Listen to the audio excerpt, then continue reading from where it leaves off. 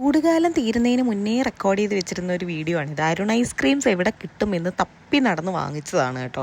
ഞാൻ ഈ അരുൺ ഐസ്ക്രീമിൻ്റെ ഒരുമാതിരി എല്ലാ ഫ്ലേവറും കഴിച്ചിട്ടുണ്ട്. ഒരുമാതിരി എല്ലാ ഫ്ലേവറും നല്ല പല വെറൈറ്റി ഉണ്ടല്ലോ, അതെല്ലാം കഴിച്ചിട്ടുണ്ട്. അപ്പോൾ എനിക്ക് കഴിക്കാനുള്ളത് ഒന്ന് ഈ ഷെയ്ക്കും, പിന്നെ ഉള്ളത് റെഡ് വെൽവെറ്റ് ഐസ്ക്രീം, അതും കൂടെയാണ് കേട്ടോ വാങ്ങിക്കാനുണ്ടായിരുന്നത്. അപ്പോൾ ഞങ്ങളത് തപ്പി നടന്ന് മുത്തൂർ ഒരു കടയിൽ നിന്ന് അത് കണ്ടുപിടിച്ച് അതിൻ്റെ ഒരു 5-6 ഫ്ലേവറും വാങ്ങിച്ച്, ഫ്ലേവറിൽ 5-6 ടൈപ്പും വാങ്ങിച്ച് അതൊക്കെ കഴിക്കുകയായിരുന്നു. ഞാൻ ഒരുപാട് പ്രതീക്ഷിച്ച് മേടിച്ച റെഡ് വെൽവെറ്റ് എന്നെ ചതിച്ചെങ്കിലും ഈ കുൾഫി ഉണ്ടല്ലോ, ഇത് അടിപൊളിയായിരുന്നു.